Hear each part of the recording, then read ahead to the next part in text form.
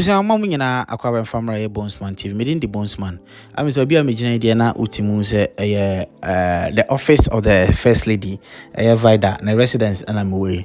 I mean say ewie ne dan no na yenya me said that mama update bia because na chrome highlight in hanom. Me adom afi na light atima bebedru chrome ha. Enti me bra ye ogina me chen so aye anwade bia mesra mo se mu na mbeka mo hona ya na se. We electrician na dan ye sha ase nyina no ono na di kan beto pipes electrical pipes in anyway ni nyina eno achi no o se light ba ha ye mani hu na ono so de obetima ye bia no onye friend no na o Accra ton wanje lorry fare ono adni sika afaka aba o se ento cables keke ono so nyame ya dom na wo cable kakra ho de abekan de no ho ama sesi am no kase no kase wa wire dan ni nyina o se wanje kapre wanje ehwe na mamema ono ankasa masa budget thing. Na ifrozen. But from Ahmed Shaib. Salam alaikum. Wa alaikum salam wa rahmatullah. Nidi kana meka se nyame hira wiye pa. Aduma wo sha ache. My share is say be 2013. Okay. Up to date. And 1 year juma me ya bisinde. Wow. I who say Vida so obi o da wa koma so pa because mre no nyina na ya water fragmenti light ba hanom na me yes me hefa na ya wo pa poten se na be ya bi obi hwehwe wa obi timi ahu come from so wa Accra mu be hefa na ya normally wo so me ankasa de me obo na afo. Okay. Adwuma nti etomre bia fa be bebre na ya na me wo nkrama mu a me ya adwuma. Okay. O frame me no na se yansa gu adwuma so aye na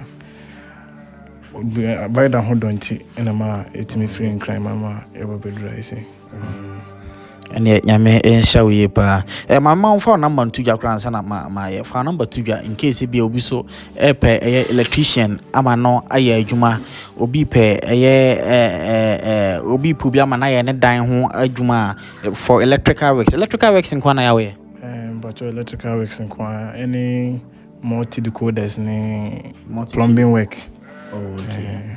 Wow. And if our number 2 just should in case it be obi here. But your number is 024 59 399 47 024 59 399 47. It sounds your mobile money boy. The same edin bena also. Ahmed Shaib na mobile money ni de din Adam Isif and also mom. Oh, okay. Do you in case we person my tips so we shall be team the tip kakra alpha so. First thing but what saying. That's it. Oh yeah. I see when you light at the end I'll be catch maybe electrician. Yanko puisha no nye ni kesi pa se wa send mreje ne juma ho. No aba be ye media de odo. E de aba be media yanko puisha no. Onye ne kesi. Onye na kuma so ade nyina ma no. O ma na bisa de bia brem. Yanko onye ne kesi pa. Na me patwa da Roma. Me so am talk cables ne ade no. Me so dey na be catch me. Yanko puisha no. Onyo so kesi pa. No ma ware me. O ma wonta. O na fa ba konto me. Me fa me wonta fa konto. Ka me no na be wonta fo no. Me wonta fa konto. Na mo ma me no wonta fo no. Enya sa. Awo me bra yi me nim so be ka asema che na. Right. Mdawase. The wire my abro adwene tiase so. Edu sida bibiri ammo. The wado by da. Wire adwuma abibiri amma na wanje kapro na. De osida kasi ammo. Bibiri say wire de nyame show one show. Ma That's pa. Sisi I will Vida mpese say one me betwe mpena bi mo nti.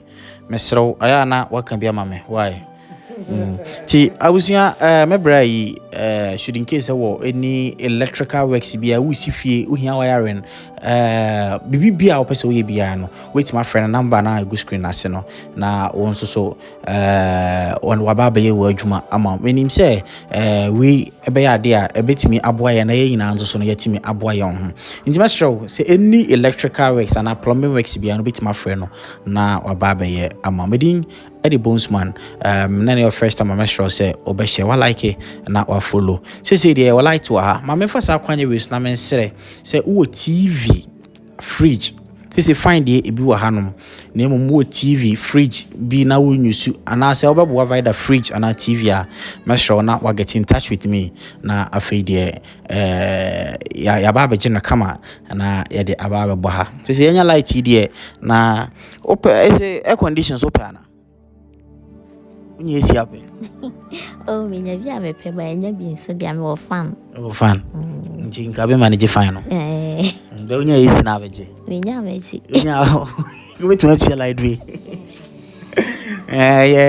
den am ya na metu enti no all right so abusia me bibia be si ahanom ti aya na ma frɛ me nua be man na madana se ono so waya de ye pa nipa ya de a o se ayiye enti nyame hye obibia na onka ye nyina ye ho menim se emre pamu no ye be sanso de new update abramo akra mu ina bye bye.